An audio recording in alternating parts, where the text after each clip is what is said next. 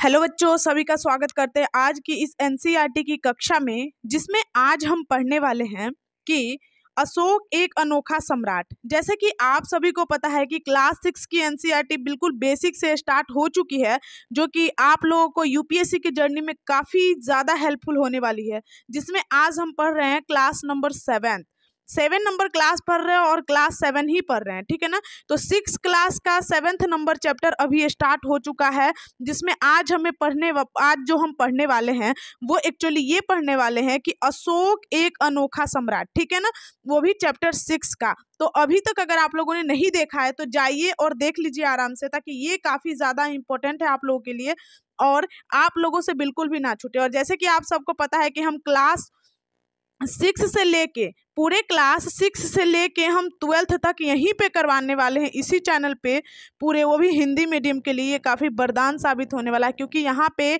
जो एनसीईआरटी है वो लाइन बाय लाइन चल रही है, बिल्कुल लाइन बाय लाइन। कहीं से भी उठा के पटका नहीं गया है या कहीं से भी उठा के फेंका नहीं गया है, बिल्कुल लाइन बाय लाइन हम चल रहे हैं एनसीईआरटी को।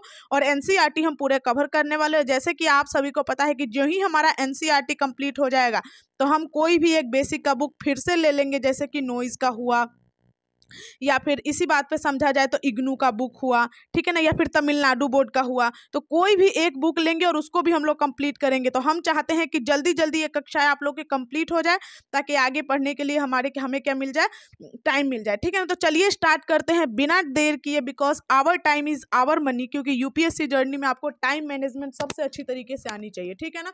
और ये सभी जानकारियां मैं आपको इस चैनल के माध्यम से प्रोवाइड करवाऊंगी। अगर आप भी कर रहे हैं यूपीएससी की तैयारी और आप भी बनना चाहते एक ही अटेम्प्ट में आईएफएस, आईपीएस एंड आईएएस, तो बिल्कुल भी मेरे चैनल को सब्सक्राइब करना मत भूलिएगा। क्योंकि ये जो वीडियोस मैं आप लोग को प्रोवाइड करवाऊंगी और जो भी मैं आप लोग को पढ़ाऊंगी वो काफ़ी ज़्यादा इंपॉर्टेंट हो सकता है आप लोगों की जर्नी में, ठीक है ना। तो चलिए स्टार्ट करते हैं कि आज के चैप्टर में हम पढ़ने क्या वाले हैं। आज के चैप्टर में जो हम पढ़ेंगे वो ये पढ़ेंगे कि अशोक एक अनोखा सम्राट जिसने किया था युद्ध का त्याग, ठीक है ना। जिसने युद्ध का क्या कर दिया था, त्याग कर दिया था, ठीक है ना। और इसमें जो हम पढ़ने वाले हैं टॉपिक मैं लिख के लेके आई हूँ कि कौन कौन से टॉपिक्स हम लोग स्टार्ट करेंगे, बिकॉज हम लोग स्टार्ट करने से पहले टॉपिक जान लेंगे, ठीक है ना। कह रहा है एक बहुत बड़ा राज्य जो कि साम्राज्य में तब्दील हो गया, ठीक है ना। एक बहुत बड़ा राज्य जो कि साम्राज्य हुआ, ठीक है ना, इसके बारे में हम पढ़ेंगे। एक बहुत बड़ा राज्य जो कि बन गया लास्ट में क्या, साम्राज्य, ठीक है ना। तो चलिए जान लेते हैं, ठीक है ना, एक बहुत बड़ा राज्य। उसके बाद जो हम देखने वाले हैं बच्चों, वो देखने वाले हैं एक्चुअली कि वंश के बारे में हम देखेंगे, कौन से वंश का, ठीक है ना, ये देखेंगे हम। एक बहुत बड़ा राज्य, उसके बाद हम देखने वाले हैं क्या, वंश, ठीक है ना। जस्ट वेट गाइस, एक बहुत बड़ा राज्य, उसके बाद जो हम देखने वाले हैं वो एक्चुअली देखने वाले हैं कि वंश देखने वाले हैं, वंश। उसके बाद हम देखेंगे राज्य साम्राज्य में विभिन्नता। राज्य और साम्राज्य में विभिन्नता यानी क्या क्या अलगाव होते हैं, राज्य में और साम्राज्य में क्या अंतर होता है। उसके बाद हम देखेंगे साम्राज्य का प्रशासन। फिर देखेंगे हम नजराना, किस तरीके से लिया जाता था, किस तरीके से दिया जाता था। फिर हम देखेंगे राजधानी से सम्राट, राजधानी में कौन से सम्राट रहते थे और कैसे थे। अशोक एक अनोखा सम्राट। उसके बाद हम देखेंगे कलिंग युद्ध का वर्णन। उसके बाद हम देखेंगे अशोक का धम्म, किस तरीके से उन्होंने धम्म का प्रतिपादन किया और कैसे उन्होंने धम्म का प्रचलन किया। उसके बाद हम देखेंगे अपनी प्रजा के लिए अशोक के संदेश क्या थे। और सबसे खुशी की बात आप लोगों को मैं एक बात बता दूं कि जैसे कि आप सबको पता है कि इसी चैप्टर से जो अशोक ने लिख रखा है कि जो भी अपने संप्रदाय की तारीफ और दूसरे की संप्रदाय की निंदा करती है, वो एक्चुअली दूसरे की संप्रदाय की निंदा नहीं बल्कि अपने संप्रदाय के लिए ही घाटा पहुंचाती है, ठीक है ना। तो इसी कोट को सीधा यूपीएससी ने उठा लिया था और सीधे डाल दिया था और बोला था कि ये किस शासक के कोट है, ठीक है ना। उसके बाद हम पढ़ेंगे लिपियां। उसके बाद अन्यत्र देख लेंगे, कुछ महत्वपूर्ण तिथियों के बारे में देख लेंगे, प्रश्न एंड मैप देखेंगे और साथ में सबसे लास्ट में हम एक यूपीएससी का क्वेश्चन डिस्कस करेंगे, ठीक है ना। तो आई होप सभी को ये क्लास काफ़ी ज़्यादा इंटरेस्टिंग और काफ़ी ज़्यादा मज़ा दिलाने वाला है। तो चलिए स्टार्ट कर लेते हैं हम अपनी क्लास का बिना देर किए हुए। जैसे कि मैं पहले से ही बोलती आ रही हूँ कि our time is our money, so हमें अपना टाइम वेस्ट नहीं करना है बिल्कुल भी। तो चलिए स्टार्ट करते हैं, ठीक है ना। कह रहा है कि एक बहुत बड़ा राज्य यानी कि साम्राज्य, ठीक है ना। एक बहुत बड़ा राज्य यानी कि साम्राज्य। तो चलिए स्टार्ट करते हैं। कहता है कि कह रहा है जिन शेरों के चित्र रुपए पैसे पर दिखते हैं एक लंबा इतिहास है। उन्हें पत्थरों को काट कर बनाया गया और फिर उन्हें सारनाथ में एक विशाल स्तंभ पर स्थापित किया गया। यानी कि ये जो हमें रुपए और पैसे पे दिखते हैं इसकी बहुत बड़ी इतिहास है। इसे पत्थर से काट काट के बनाया गया, ठीक है ना। और सबसे पहले एक बात और बता दूं कि जो भी आप लोग को मतलब लगता है कि ऐसा कुछ नहीं, तो सबसे पहले बता दूं कि वहाँ पे कोई भी ऐसी प्रचलन नहीं थी कि एक नीचे से काट काट के बच के एक बड़ा सा पत्थर लिया जाता था और ऊपर से उसे गढ़ गढ़ के काट काट के नीचे तक उस चित्र को बनाया जाता था, ठीक है ना। तो वहाँ पे पत्थर की मतलब काफी इंपॉर्टेंट थी, पत्थर और पत्थरों से ही सारे चीजें बनाए जाते थे, ठीक है ना। तो इस बात को आप लोग क्या कर लीजिएगा, ध्यान रख लीजिएगा, ठीक है ना। कह रहा है कि इतिहास के महानतम राजाओं में से एक अशोक के निर्देश पर इसके जैसे कई स्तंभों और पत्थरों पर अभिलेख उत्कीर्ण किए गए। आपको मैंने पहले ही क्लास में बता दिया कि अभिलेख होता क्या है। एक बड़ी सी पत्थर या फिर कोई भी एक ऐसी वस्तु जिस पर उल्लेख किया जाए, जिस पर मतलब लिखा जाए, ठीक है ना, जिस पर काट काट के लिखा जाए या फिर उत्कीर्ण किया जाए, वही अभिलेख होता था, ठीक है ना। अभिलेख के बारे में आप लोग जान ही चुके हैं। कह रहा है इसके पहले हम जाने कि इन अभिलेखों में क्या होता है, यह समझने की कोशिश करें कि इनके राज्य को साम्राज्य क्यों कहा जाता है। यह समझने की कोशिश करें कि उनके राज्य को साम्राज्य क्यों कहा जाता है। अशोक जिस साम्राज्य पर शासन करते थे उनकी स्थापना चंद्रगुप्त मौर्य ने लगभग 2300 वर्ष पहले ही चाणक्य या कौटिल्य के नाम का एक बुद्धिमान व्यक्ति ने चंद्रगुप्त की सहायता की थी। और चाणक्य के कई विचारों से हमें अर्थशास्त्र का किताब मिलते हैं, ठीक है ना। यानी कि चलिए इस बात पे हम जान लेते हैं थोड़ा सा, ठीक है ना, क्योंकि नोट्स बनाना भी हमारे लिए क्या है, काफ़ी ज़्यादा इम्पोर्टेंट है, ठीक है ना। तो ये कह रहा है कि सिंपल भाषा में जो अशोक जिस राज्य पे शासन करते थे, क्या अशोक जिस राज्य पे शासन करते थे वो राज्य एक्चुअली क्या था, साम्राज्य, वो जो साम्राज्य था ना वो चंद्रगुप्त मौर्य का था। हम सीजी मौर्य लिख रहे हैं, ठीक है ना, सीजी मौर्य। वो किसका था, चंद्रगुप्त मौर्य का था, जिसकी स्थापना किसने की थी, चाणक्य ने की थी। किसने, चाणक्य ने स्थापना करवाई थी। किससे, चंद्रगुप्त मौर्य से, शिक्षा देकर, ठीक है ना। ये गुरु थे और ये चाणक्य जो थे वो एक अर्थशास्त्री भी थे। क्या थे, अर्थशास्त्री भी थे, जिनका किताब का नाम ही है क्या, अर्थशास्त्र। इनके किताब का ही नाम है अर्थशास्त्र। और एक खासियत बात यह है कि इस अर्थशास्त्र में कोई भी इकोनॉमिक्स की जिक्र नहीं की गई है, बल्कि इस अर्थशास्त्र में सिर्फ और सिर्फ राजनीतिक वर्णन है। क्या, राजनीतिक, एक मिनट जस्ट वेट। इस अर्थशास्त्र में सिर्फ और सिर्फ क्या है कि राजनीतिक वर्णन मिलता है। क्या मिलता है हमें, राजनीतिक वर्णन, ठीक है ना। यहाँ पे अच्छे से नोट्स नहीं बने, लेकिन आप लोग अच्छे से नोट्स बना लीजिएगा, ठीक है ना। ये जो चाणक्य द्वारा अर्थशास्त्र रचे गए हैं उसमें हमें सिर्फ और सिर्फ राजनीतिक वर्णन ही मिलता है। इसमें कोई भी मतलब इकोनॉमिक्स के बारे में बात नहीं कही गई है, ठीक है ना। और एक बात और बता दें कि इसका जो शासन काल था वो सीजी मौर्य, उसके बाद जो आए वो आए बिंदुसार। कौन आए, बिंदुसार। उसके बाद इनके पुत्र जो हुए वो हुए अशोक, ठीक है ना। तो इस हिसाब से आप लोगों से मतलब शासन काल के बारे में भी पूछ लेता है, जो कि पता है आप लोगों को कि अगर मान लीजिए पूछ ले तो हमसे बनेगा या नहीं बनेगा। तो चैप्टर पढ़ लेते हैं, लेकिन इसमें जानकारियाँ लेना भी हमारे लिए क्या होता है, इंपॉर्टेंट हो जाता है। तो जानकारियाँ आप लोग ले के पढ़िएगा, क्योंकि नोट्स बनाना काफ़ी ज़्यादा इंपॉर्टेंट हो जाता है। जैसे कि आप एक लॉन्ग टाइम जर्नी में अपना कदम रख चुके हैं, तो इसमें नोट्स बनाना आप लोग के लिए काफ़ी ज़्यादा क्या हो जाएगा, इंपॉर्टेंट हो जाएगा। तो नोट्स को बिल्कुल भी अनदेखा मत कीजिएगा, नोट्स बनाते हुए ही चलिएगा, ठीक है ना। तो चलिए नोट्स बनाते हुए चलिए आगे देखते हैं। आगे हम ये देख रहे हैं कि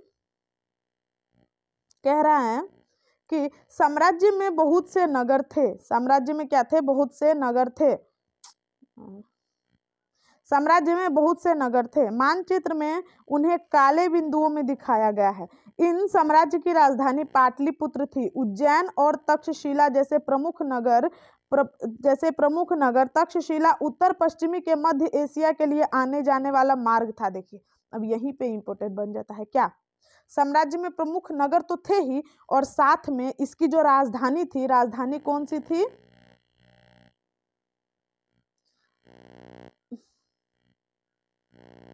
इसकी राजधानी जो थी वो थी बच्चों पाटलिपुत्रा। कौन सी थी? पाटलिपुत्र।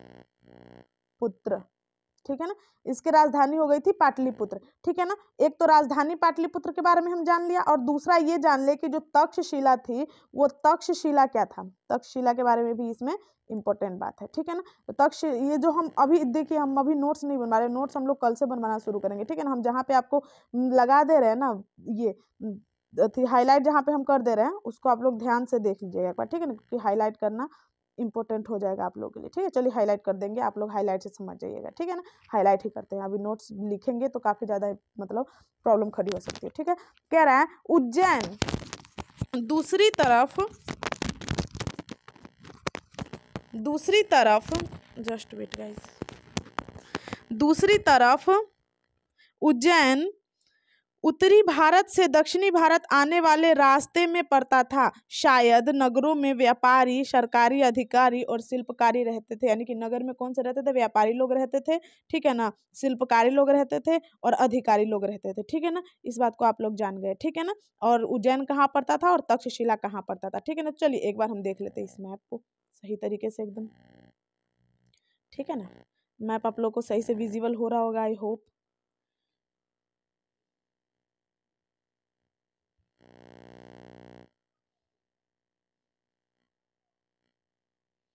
चलिए मैप को देख लेते हैं। सबसे पहले यहाँ पे दी हुई है, देखिए पाटलिपुत्र कहाँ है, यहाँ पे पाटलिपुत्र है। उसके बाद कंधार यहाँ पे है, तक्षशिला यहाँ पे है। ठीक है ना, काला काला देखते, उज्जैन यहाँ पे है। ठीक है ना, उसके बाद क्या है, महत्वपूर्ण नगर यहीं पे थे। ठीक है ना, ये महत्वपूर्ण नगर है काला काला वाला। ठीक है ना, तो पाटलिपुत्र, उज्जैन एवं तक्षशिला, और कोई ब्लैक नहीं दिख रहा है हमें, तो इसी के बारे में हमें यहाँ पे क्या करना है, रीडिंग करनी है, यानी कि पढ़ना है। ठीक है ना, चलिए देखते हैं आगे देखते हैं क्या कह रहा है कि साम्राज्य एक बहुत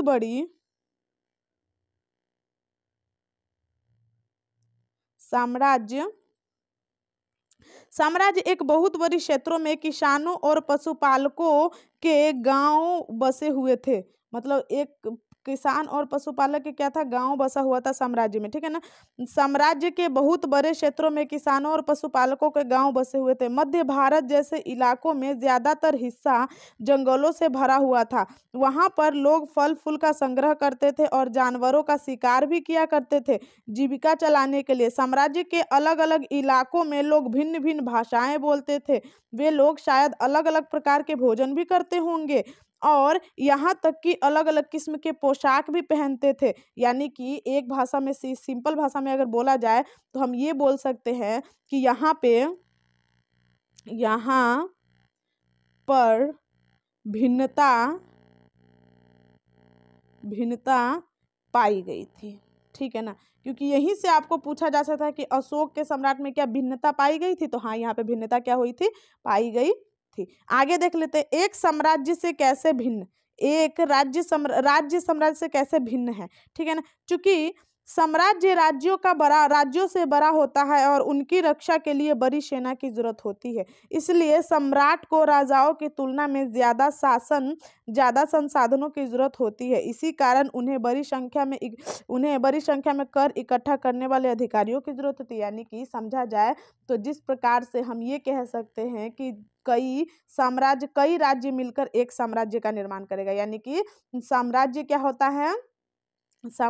होता है, बड़ा रूप होता है राज्य का। ठीक है ना, साम्राज्य होता है, इसको हम सिंपल भाषा में समझा जाए तो इसको हम लिख सकते हैं कि बड़ा रूप है किसका, राज्य का।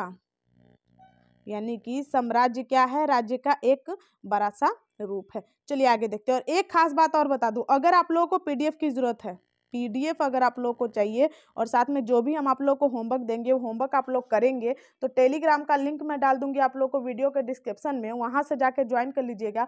और जितने भी होमवर्क और जितने भी आंसर राइटिंग आप लोगों को मैं दूंगी लिखने के लिए, वहां पे आप लोग क्या कर सकते हैं, आराम से मुझसे चेक करवा सकते हैं। ठीक है ना, चूंकि साम्राज्य का प्रशासन, चूंकि मौर्य साम्राज्य बहुत बड़ा था, हमने पढ़ा था, इसलिए अलग अलग हिस्सों में अलग अलग ढंग से शासन किया जाता था। पाटलिपुत्र और उसके आसपास के इलाकों पर सम्राट का सीधा नियंत्रण था। इसका मतलब यह हुआ कि इलाके के गांवों और शहरों के किसानों, पशुपालकों, शिल्पकारों और व्यापारियों से कर इकट्ठा करने के लिए राजा अधिकारियों की नियुक्ति किया करते थे। जो राजा के आदेशों का उल्लंघन करते थे, अधिकारी उनको सजा भी देता था। इनमें से कई अधिकारियों को वेतन भी दिया जाता था। संवेदन वाहक एक जगह से दूसरी जगह घूमते रहते थे और राजा के जासूस अधिकारियों का कार्यकलाप पर नजर किया करते थे। इन सबके ऊपर सम्राट था, जो राज परिवार एवं वरिष्ठ मंत्रियों की सहायता पर नियंत्रण रखता था। मौर्य साम्राज्य के भीतर कई छोटे क्षेत्र या फिर प्रांत थे। इन पर तक्षशिला या उज्जैन जैसी प्रांतीय राजधानियों का शासन किया जाता था। कुछ हद तक पाटलिपुत्र से इन क्षेत्रों पर नियंत्रण रखा जाता था और अक्सर राजकुमारों को वहां का राज्यपाल या फिर गवर्नर बना दिया जाता था। लेकिन ऐसा लगता है कि जगहों पर स्थानीय परंपराओं का नियम को ही माना जाता था। यानी कि एक भाषा में अगर हम कह दें कि यहाँ पे जो थी, चलिए देख लेते हैं, एक मिनट हम लोग एक बार नोट्स बना लेते हैं, ठीक है ना, क्योंकि नोट्स हमारे लिए इम्पोर्टेंट है। सबसे पहले हमने क्या पढ़ा था कि इसकी कैपिटल क्या थी, पाटलिपुत्रा थी, और एक थी क्या, तक्षशिला, और दूसरा क्या था, उज्जैन। तो तक्षशिला की थी उत्तर की ओर जाने का मार्ग। तक्षशिला क्या कहा जाता था कि उत्तर की ओर जाने वाला मार्ग। तक्षशिला था उत्तर की ओर जाने वाला मार्ग, और उज्जैन क्या था, उत्तर से दक्षिण भारत तक जाने वाला मार्ग। यानी कि इसको उत्तर से दक्षिण भारत तक जाने वाला मार्ग, ठीक है ना, जाने वाला मार्ग। तक्षशिला ये था और उज्जैनी ये था, ठीक है ना। उसके बाद हम बात कर लेते हैं कि इसकी अशोक की जो अभिलेख कहाँ कहाँ पे प्राप्त हुई है हमें, ठीक है ना, अशोक के अभिलेख के बारे में। चलिए इसको लिखते जाइएगा आप लोग, ठीक है ना। अशोक का जो अभिलेख हमें प्राप्त होता है वो मेरठ से, सारनाथ से, कौशाम्बी से, मेरठ, सारनाथ, कौशाम्बी तथा सांची, इन सबसे हमें अशोक का अभिलेख प्राप्त होता है, ठीक है ना। तो हम लोग इसके भूलेंगे नहीं, ये इंपॉर्टेंट है, ठीक है ना। उसके बाद हम बात कर लेते हैं क्या कि अभी जो इसमें हमने क्या देखा कि जो मतलब एक पाटलिपुत्रा थी, यानी कि जो उनकी राजधानी थी, उन पर तो अशोक का सीधा नियंत्रण था। लेकिन जितने भी ग्रामीण समाज थे, जितने भी छोटे कस्बे थे, वहां पे क्या करते थे, जैसे कि ये कोई ग्रामीण समाज हुआ, ठीक है ना, यहाँ पे बहुत सारे लोगों का क्या है, शासन है। एक बड़ा सा मुखिया यहाँ से गाँव से चुन लिया, अशोक चुन लेते थे और क्या करते, पूरे गाँव पर उनका शासन दे देते थे। कर वही लोग क्या करता था, वसूलता था और साम्राज्य को इनको दे देता था। और यहाँ से ये क्या करते थे, एक मंत्री को भी हायर कर लेते थे जो कि इन पे नजर रखता था, ठीक है ना। और या तो एक मंत्री को या फिर जो भी राजकुमार हुआ करते थे उनको यहाँ का क्या कर लेते थे, वो गवर्नर बना दिया करते थे, ठीक है ना। तो ये इंपॉर्टेंट है, ये मेंस की दृष्टि से ये काफी ज्यादा इंपॉर्टेंट है, ठीक है ना। आगे देखते हैं, आगे कह रहा है कि प्रादेशिक केंद्रों के बीच विस्तृत क्षेत्र है, प्रादेशिक केंद्रों के बीच विस्तृत क्षेत्र है। इनके इलाके में मौर्य शासन सिर्फ मार्गों और नदियों पर ही नियंत्रण रखने की कोशिश करते थे। आवागमन के लिए महत्वपूर्ण, यहाँ से उन्हें जो भी संसाधन और कर भेंट के रूप में मिलते थे उन्हें इकट्ठा किया करते थे। उदाहरण के लिए अर्थशास्त्र में लिखा है कि उत्तर पश्चिमी कंबल के लिए और दक्षिण भारत सोने की कीमती पत्थरों के लिए प्रसिद्ध था। संभव है कि संसाधन नजराने के रूप में इकट्ठा किया जाता था।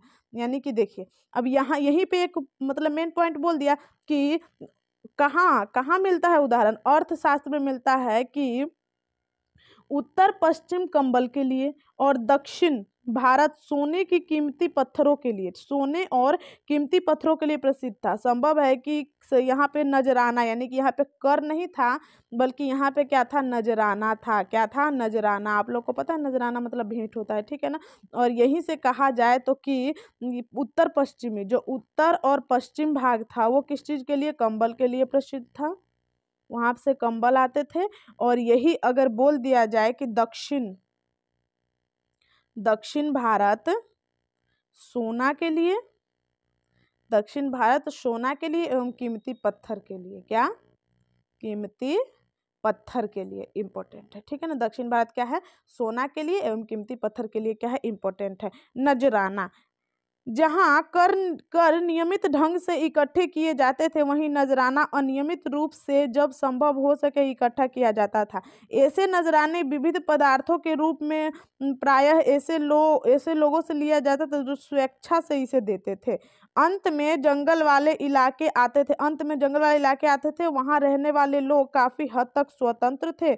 उनसे यह उम्मीद की जाती थी कि मौर्य पदाधिकारियों को हाथी, लकड़ी, मधु और मोम जैसी चीजें लाकर दे, ठीक है ना। यानी कि एक निश्चित कर नहीं था, बल्कि नजराना के रूप में जिसको जितनी क्षमता वो उतनी दे, इस टाइप से वहां पे चल रहा था, ठीक है ना। अब राजधानी में सम्राट, मेगास्थनीज चंद्रगुप्त के दरबार में पश्चिमी एशिया के यूनानी राजा सेल्यूकस निकेटर के राजदूत था। मेगास्थनीज ने जो कुछ विवरण किया, जो उसका विवरण दिया, देखिए मेगास्थनीज कौन था, चंद्रगुप्त के दरबार में। देखिए यहाँ से क्वेश्चन आ सकता है कि मेगास्थनीज किसके समकालीन थे, मेगास्थनीज समकालीन किसके थे, तो वहां पे आपका क्या आ जाएगा, सीजी, है ना, सीजी मौर्य आ जाएगा, ठीक है ना। सीजी मौर्य के उसके बाद कौन था, ये मेगास्थनीज था कौन, तो पश्चिमी एशिया के यूनानी राजा सेल्यूकस निकेटर के राजदूत था, ठीक है ना। ये सब नोट करते चलिएगा क्योंकि हम यहाँ पे लिख नहीं पा रहे हैं सही से, ठीक है ना, लेकिन आप लोग को नोट करना ही है, ठीक है।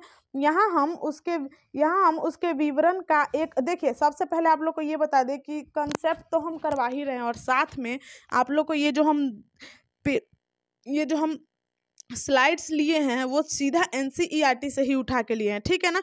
तो आप लोग को जैसे कि पता है और भी कोचिंग में पढ़ाई होती है, ठीक है ना, लेकिन वहाँ पे क्या करते हैं वो लोग अपनी मन से पढ़ा देते हैं, वो लोग अपना कंसेप्ट समझते हैं, उनके कंसेप्ट से हमें नहीं समझना है, हमें एनसीईआरटी पढ़ना है, हमें एनसीईआरटी करना है ना कंप्लीट, क्योंकि एनसीईआरटी से हम पढ़ेंगे तभी तो हमारा क्या होगा, हमारा माइंड अपना खुलेगा खुद से, ठीक है ना। एनसीईआरटी से पढ़ के आप लोग समझिए दोस्तों। देखिए बहकावे में मत आइए, क्योंकि जिंदगी आपकी है, करना आपको है, ठीक है ना। आपका हाथ पकड़ के कोई नहीं चलेगा, बस रास्ता दिखा देगा, उधर से चले जाओ, ठीक है ना। कह रहा है यहाँ हम उसके विवरण का एक अंश देते हैं। सम्राट का जनता के सामने आने के अवसरों पर शोभा यात्रा के रूप में जश्न मनाया जाता था। उन्हें एक सोने की पालकी पे लाया जाता था। ये किसने कहा, मेगास्थनीज ने, किसके बारे में, सम्राट के बारे में। उनके अंग रक्षण सोने और चांदी से अलंकृत हाथियों पर सवार रहते थे। यानी कि ये कह रहे हैं कौन, मेगास्थनीज कह रहे हैं किसके बारे में, सम्राट के बारे में, ठीक है ना। और देखिए पाटलिपुत्र के बारे में, यानी कि आधुनिक पटना, ठीक है ना। यह एक विशाल खूबसूरत नगर है, एक विशाल प्राचीर से घिरा, जिसमें 570 बुर्ज और 64 द्वार है, समझिए।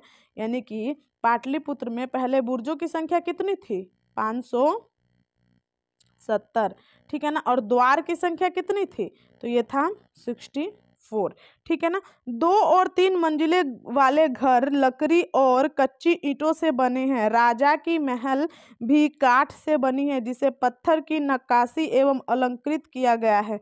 यह चारों तरफ से उद्यान एवं चिड़ियों के लिए बने बसेरों से घिरा हुआ है। दोस्तों अगर आप लोग को पढ़ना है ना, तो आप लोग पीडीएफ ले लीजिएगा, पीडीएफ को क्या कर लीजिएगा, एक बार और रीड कर लीजिएगा, ठीक है ना, नोट्स बना लीजिएगा, फिर तो आपकी तैयारी एकदम धमाकेदार चलेगी, ठीक है ना।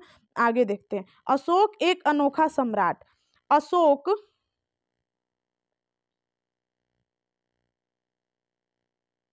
कह रहा है अशोक मौर्य वंश के सबसे प्रसिद्ध शासक थे। वह ऐसे पहले शासक थे जिन्होंने अभिलेखों द्वारा जनता तक अपनी संदेश पहुंचाने की कोशिश की। अशोक के ज्यादातर अभिलेख प्राकृत एवं ब्राह्मी भाषा में।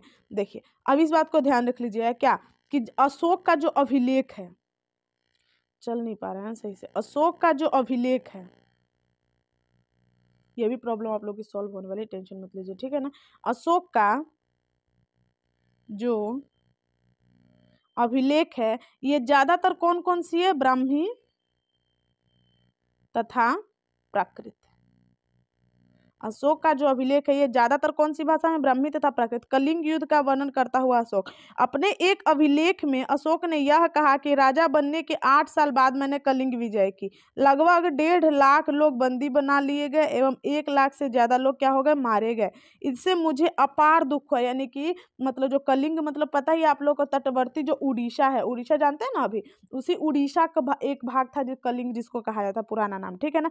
जब किसी स्वतंत्र देश को जीता जाता है तो लाखों लोग मारे जाते हैं और बहुत सारे बंदी बना लिए जाते हैं, जिनमें ब्राह्मण एवं श्रमण भी मारे जाते हैं। यानी कि उनको बहुत ज्यादा तकलीफ हुआ कि मेरे हाथ से इतने लोग बंदी बनाए गए हैं और इतने लोग मारे गए हैं, ठीक है ना। जिसके कारण उन्होंने क्या कर दिया कि मैं मानता हूं कि धम्म के माध्यम से लोगों का दिल जितना बलपूर्वक विजय पाने से ज्यादा अच्छा है। यानी कि उन्होंने कहा कि हम किसी पे बलपूर्वक जो विजय पाएंगे, यानी कि उन पर जो आक्रमण करके जो हम विजय पाएंगे, इससे अच्छा तो हमारा ये है कि उनको हम क्या करेंगे? एक धम्म की रास्ता देंगे। क्या देंगे? धम्म। उनके लिए धम्म जो था ना, ये हमारे लिए धर्म है, ठीक है ना। एक धम्म की रास्ता दिखाएंगे जिसमें जिसमें किसी मूर्त को लेके अच्छी तरीके से दिन रात उसका पूजा करना नहीं, बल्कि एक अच्छा व्यवहार, एक दूसरे के प्रति प्रेम, एक अच्छी जिंदगी को उन्होंने धम्म माना, ठीक है ना। कह रहा है मैं यह अभिलेख भविष्य के लिए एक संदेश के रूप में इसलिए उत्पन्न कर रहा हूं कि मेरे बेटे, मेरे पोते भी युद्ध ना करें। इसके बदले उन्हें यह सोचना चाहिए कि धर्म को कैसे बढ़ाया जाए। कलिंग की लड़ाई से युद्ध को लेकर अशोक के विचार में कैसे परिवर्तन हुआ? अब देखिए, अशोक खुद ही नहीं बल्कि ये भी सोच रहा है कि अच्छा कौन से शिलालेख में अशोक के धर्म के परिवर्तन के बारे में, ये आप लोग मुझे बताइएगा, ठीक है ना, कौन से शिलालेख में। तो उन्होंने क्या किया, वहां पे उत्कीर्ण करवा दिया कि सिर्फ मैं ही नहीं बल्कि मैं चाहता हूं कि मेरा बेटा और पोता भी आगे चल के युद्ध ना करे, ठीक है ना। अशोक का कलिंग युद्ध।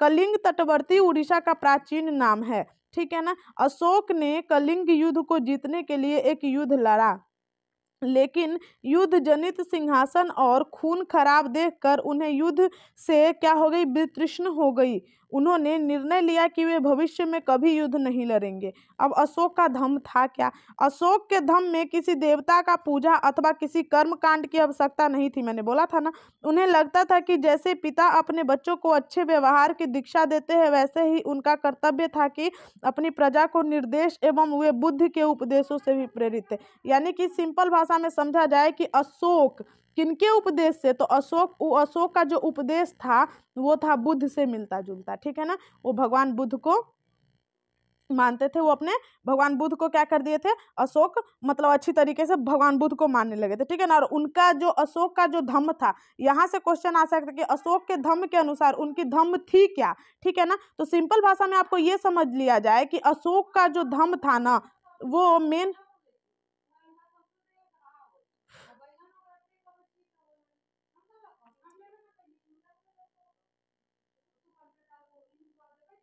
अशोक का जो धम्म था वो किसी देवी देवता का पूजा नहीं, बल्कि सीधी भाषा में जैसे एक पिता अपने पुत्र को अच्छा संस्कार देता है, अच्छी तरीके से बातें सिखाते हैं, उसी तरीके से अशोक अपने प्रजा के साथ व्यवहार करना चाहते थे, ठीक है ना। तो इस प्रकार से अगर क्वेश्चन आ जाए कि मतलब अशोक के जो धम्म चक्र परिवर्तन था उसमें किसी देवी देवता को अच्छी तरीके से पूजा और भक्ति में लीन रहना था, तो वो सेंटेंस क्या हो जाएगी? गलत हो जाएगी। ऐसी कई समस्याएं थी जिनके लिए उनमें संवेदना थी। उनके साम्राज्य में अलग अलग धर्मों को मानने वाले लोग थे और इससे कई बार टकराव पैदा हो जाता था। जानवरों की बलि चढ़ाई जाती थी, दासों और नौकरों के साथ क्रूर व्यवहार किया जाता था। इसके अलावा परिवार में व पड़ोसियों के बीच भी झगड़े होते रहते थे। अशोक ने यह महसूस किया कि इन समस्याओं का निदान उनके कर्तव्य है, इसलिए उन्होंने धम्म महात्म नाम की एक अधिकारी की नियुक्ति की जो जगह जगह घूमकर धम्म की दीक्षा देते थे। यानी कि देखिए, यहाँ से आपसे पूछा जाए कि धम्म महात्म क्या था? महात्म धम्म महात्म सेंटेंस देखिए, कभी कभी ऐसा होता है ना कि सेंटेंस से भी पूछा जाता। धम्म महात्म क्या था? एक धम्म को प्रचलित करने वाला, यानी कि धम्म को प्रचलन देने वाला एक अधिकारी थे, जो कि जिनको किसने हायर किया था? अशोक ने। किसने हायर किया था? अशोक ने हायर किया था, ठीक है ना। तो इस बात को ध्यान रख लीजिए कि धम्म महात्म क्या थे? धम्म को प्रचलन देने वाला एक अधिकारी थे जिनको अशोक ने क्या किया था? हायर किया था, ठीक है ना। आगे देखिए, आगे क्या कह रहा है? आगे हमारा कह रहा है कि आगे कह रहा है जस्ट वेट। आगे कह रहा है कि इसके अतिरिक्त अशोक ने अपने संदेश कई स्थानों पर शिलाओं और स्तंभों पर खुदवा दिए। अधिकारियों को यह निर्देश दिया गया कि वे राजा के संदेश को उन लोगों को पढ़कर सुनाए जो खुद नहीं पढ़ सकते। अशोक ने धम्म विचार प्रसारित करने के लिए सीरिया, मिस्र एवं ग्रीस तथा श्रीलंका में भी दूत भेजा था। यानी कि अशोक सिर्फ अपने राज्य में ही नहीं बल्कि अलग अलग देशों में भी भेजना शुरू कर दिए थे दूतों को, ताकि वहां पे जाके वो लोग क्या करें, एक धम्म का प्रचलन दे, और धम्म प्रचलन के बाद हम लोग क्या करें, अपना कार्य शुरू करें। ठीक है ना। तो आगे देखिए, आगे कह रहा है उन्होंने सड़कें बनवाई, कुएं खुदवाए, विश्राम गृह बनवाए। इसके अतिरिक्त उन्होंने मनुष्य एवं जानवरों की चिकित्सा पर भी ध्यान दिया। अपनी प्रजा के लिए अशोक के क्या संदेश थे? लोग विभिन्न अवसरों पर अनुष्ठान करते हैं। उदाहरण के लिए जब वे बीमार होते हैं, उनके बच्चे का विवाह होता है और जन्म, यानी कि समझा जाए तो इस प्रकार से वो अनुष्ठान ही करते हैं। ये कर्म कांड किसी काम के नहीं है। इसके बदले यदि लोग दूसरी रीतियों को माने तो ज्यादातर फलदायी होंगी। ये अन्य रीतियां क्या है? ये है अपने दासों, चलिए देखिए कितना अच्छा बात बोल रहा है। ये है अपने दासों और नौकरों के साथ अच्छा व्यवहार करना, बड़ों का आदर करना, सभी जीवों पर दया करना एवं ब्राह्मणों एवं श्रमणों को दान देना, अपने धम्म की प्रशंसा। देखिए यहीं से क्वेश्चन पूछा गया था यूपीएससी में। ठीक है ना। ये क्वेश्चन कितना ज्यादा इंपॉर्टेंट हो सकता है आप लोगों के लिए, समझ रहे हैं आप लोग? तो चलिए इस बात को ध्यान रख लीजिए। कह रहा है, अब कह क्या रहा है, चलिए देख लेते, छोड़िए यहाँ पे। ठीक है ना। कह रहा है यहीं से क्वेश्चन पूछा गया था, इसको स्टार लगा लीजिएगा। ठीक है। कह रहा है अपने धर्म की प्रशंसा या दूसरों के धर्म की निंदा करना, दोनों ही बातें गलत है। हर किसी को दूसरे के धर्म का आदर होना चाहिए। यदि कोई अपने धर्म की बड़ाई और दूसरों के धर्म की बुराई करती है तो वास्तव में वह अपने धर्म को ही नुकसान पहुंचाती है। तो यहाँ जो धर्म का वर्ड यूज किया गया है ना, धर्म, वो यूपीएससी में बस इसको चेंज करके संप्रदाय का यूज कर दिया था। ठीक है ना। लेकिन बातें सेम थी। इसलिए हर किसी को एक दूसरे के धर्म की विश्वासों को समझने की कोशिश करते हुए आदर एवं सम्मान करना ही चाहिए। नेक्स्ट देखिए, अब कुछ लिपियां के बारे में हम लोग देख लेते हैं। ठीक है ना। कुछ लिपि है, ये है आरंभिक ब्राह्मी लिपि में अ लिखा हुआ, ये देवनागरी लिपि में अ लिखा हुआ, ये बांग्ला लिपि है, और ये क्या है, मलयालम लिपि है, और ये क्या है, तमिल लिपि है। अन्यत्र को देख लेते हैं। आधुनिक भारत की ज्यादातर लिपियां पिछले सैकड़ों वर्षों ब्राह्मी लिपि से ही उत्पन्न हुई है। यानी कि जितने भी लिपियां हैं, मतलब ज्यादातर लिपियां वो कौन सी लिपि से उत्पन्न हुई है? ब्राह्मी लिपि से उत्पन्न हुई है। ये सबसे प्रथम और सबसे मतलब अच्छी लिपि थी। ठीक है ना। अच्छी तो हम नहीं कह सकते या फिर बुरी भी नहीं कह सकते, लेकिन सबसे प्रथम लिपि थी जिससे क्या हुआ, सारा मतलब सारी लिपियां उत्पन्न हुई है। मौर्य साम्राज्य के उभरने से थोड़ा पहले 2400 वर्ष पहले चीन में सम्राटों ने चीन की दीवार का निर्माण शुरू किया। इसे बनने का उद्देश्य उत्तरी सीमा की पशुपालन लोगों से रक्षा करना था। अगले 200 वर्षों तक इस दीवारों का निर्माण कार्य चलता रहा, यानी कि चीन में। ठीक है ना। कार्य चलता रहा क्योंकि साम्राज्य की सीमाएं बदलती रही। यह दीवार लगभग 6400 किलोमीटर लंबी और पत्थर की ईंट से बनी है। इसके ऊपर की सतह सड़क जैसी चौड़ी है। इस दीवार को बनाने के लिए हजारों लोगों को काम करना पड़ा। हर 100 से 200 मीटर की दूरी पर इसकी निगरानी एवं बुर्ज बने हुए। यानी कि चलिए हम दीवार को एक बार देख लेते। दीवार कौन सी है? यही है दीवार। वो देखिए कितनी खूबसूरत तरीके से बनाई गई है। मतलब एक तो पत्थर है नीचे, ठीक है ना, एक तो नीचे क्या है, यहाँ पे पत्थर है, उसके ऊपर दीवारें बना दी गई है, उसके ऊपर कितनी खूबसूरत नक्काशीदार तरीके से यहाँ पे। पड़ोसी देशों के प्रति अशोक का रवैया चीनी सम्राट के रवैया से कैसे भिन्न था? ठीक है ना, क्या आप लोग बताइएगा। आगे देखिए, कुछ महत्वपूर्ण तिथियों के बारे में देख लेते हैं। मौर्य साम्राज्य की शुरुआत कब हुई थी? 2300 वर्ष पहले। दोस्तों अगर आप लोग को क्लास अच्छी लगी है ना, तो चैनल को सब्सक्राइब जरूर कर लीजिएगा और अपने दोस्तों में भी शेयर कर दीजिएगा, क्योंकि अभी मुझे आप लोगों की सपोर्ट की ज़रूरत है। और आई होप कि आप लोगों को भी बहुत अच्छा लगा होगा ये क्लास देख के। ठीक है ना। आओ कुछ याद करें, और ये क्वेश्चन आंसर जो है ये आप लोग मुझे बना के भेजिएगा टेलीग्राम ग्रुप में। ठीक है ना। हम इंतजार करेंगे, देखेंगे कौन बच्चा कितना अच्छा बना के लाता है। ठीक है ना। ये सारे क्वेश्चन आंसर मुझे बना के आप लोग क्या कीजिएगा, सेंड कीजिएगा। नेक्स्ट देखते हैं रेशम मार्ग और कुछ महत्वपूर्ण मार्ग है। इस मार्ग को आप लोग देख लीजिएगा, हम पीडीएफ में डाल दे रहे हैं। ठीक है ना। ये पूरे मार्ग वगैरह है। ठीक है ना। और ये क्वेश्चन भी बना लीजिएगा आप लोग। ठीक है ना। अब आगे की बातें थोड़ा सा देख लेते हैं। आगे की बातें ये कह रहा है कि लगभग 200 वर्ष पहले मौर्य साम्राज्य का पतन हो गया। इसके स्थान पर लगभग 200 वर्ष पहले मौर्य साम्राज्य का पतन हो गया। इसके स्थान पर कई नए नए राज्यों का उदय हुआ। पश्चिमोत्तर में तथा उत्तर भारत में कुछ भागों में करीब 100 साल पहले हिंद यवन राजाओं का शासन रहा। इसके बाद उत्तर पश्चिम भारत में शक नामक मध्य एशियाई लोगों के शासन की स्थापना हुआ। इसमें से कुछ राज्य लगभग 500 वर्ष पहले तक टिके रहे और शक शासकों में गुप्त शासकों से पराजय नहीं मिली। शकों के बाद कुषाणों का पहला शासन स्थापना हुआ, जिसे आप क्लास 9 में पढ़ेंगे। और ये जो है हिंद यवन का सिक्का है। सिक्कों के बारे में देख लीजिए, क्योंकि सिक्का भी बना के दे देता है, उसका मिलान करने के लिए दे देता है, ठीक है ना। तो सिक्का को भी एक बार देख लीजिएगा। हिंद यवन सिक्का में इनकी चित्र है, ठीक है ना। आगे देखिए कौन सा सिक्का है। आगे कह रहा है कुषाण का सिक्का, ठीक है ना। ये कुषाण का सिक्का है। उत्तर तथा मध्य भारत के कुछ इलाकों में मौर्य सेना नायक पुष्यमित्र शुंग ने एक राज्य की स्थापना की। शुंग के बाद कण्व तथा कुछ वंशों का शासन तब तक चलता रहा जब तक कि 1700 वर्ष पहले गुप्त साम्राज्य की स्थापना न हो गई। और ये कुषाण जी का सिक्का था, ठीक है ना। नेक्स्ट देखते हैं। नेक्स्ट कह रहा है कि हमने देखा कि पश्चिमी भारत के कुछ हिस्सों पर शकों का शासन था। यहाँ पश्चिमी भारत तथा मध्य भारत पर शासन कर रहे सातवाहन शासकों के साथ इनके कई युद्ध हुए। लगभग 2100 साल पहले स्थापित सातवाहन राज्य अब 400 सालों तक टिका रहा। लगभग 1700 वर्ष पहले मध्य तथा पश्चिमी भारत में वाकाटक वंश का स्थापना हुआ। और यही था ये वाकाटक वंश, ठीक है ना। शक सिक्का। नेक्स्ट देखते हैं। दक्षिण भारत में 2200 से 1800 साल पूर्व के बीच चोलों, चेरों तथा पांड्यों ने शासन किया। लगभग 1500 साल पहले पल्लवों और चालुक्यों के दो बड़े राज्यों की स्थापना हुई थी। और ये है अपना सातवाहन का सिक्का। नेक्स्ट देखते हैं। नेक्स्ट कह रहा है इसके अलावा और भी कई राज्य और राजा थे। इनके बारे में हम उनके सिक्के, पांडुलिपियों तथा पुस्तकों से हमें पता चला है, ठीक है ना। इन सब के साथ साथ अनेक ऐसे परिवर्तन हो रहे थे जिनमें सामान्य स्त्री पुरुष का महत्वपूर्ण योगदान था। उनमें कृषि का प्रसार, नए शहरों का विकास, उद्योग एवं व्यापारों की प्रगति, व्यापारियों ने एक तरफ जहां उपमहाद्वीप के अंदर तथा बाहर जमीन के रास्ते की खोज की, वहीं पश्चिमी एशिया, पूर्वी अफ्रीका तथा दक्षिणी पूर्वी एशिया के समुद्री रास्ते भी खुले।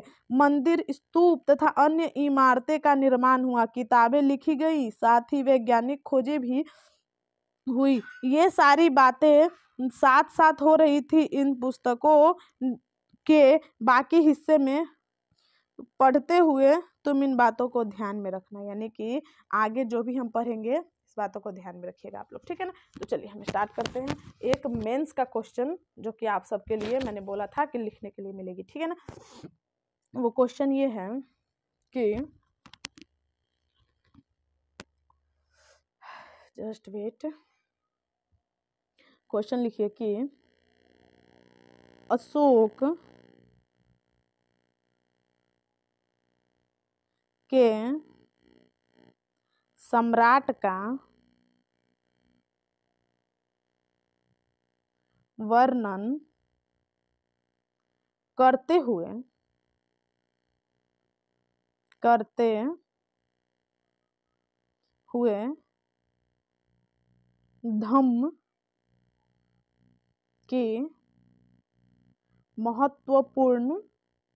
धम्म की महत्वपूर्ण विधि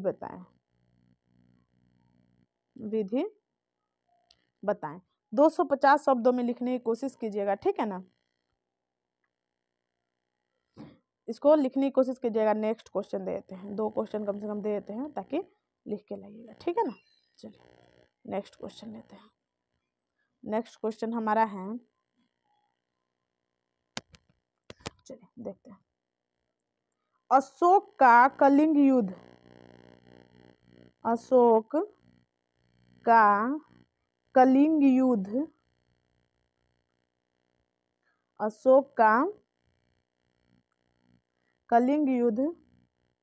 तथा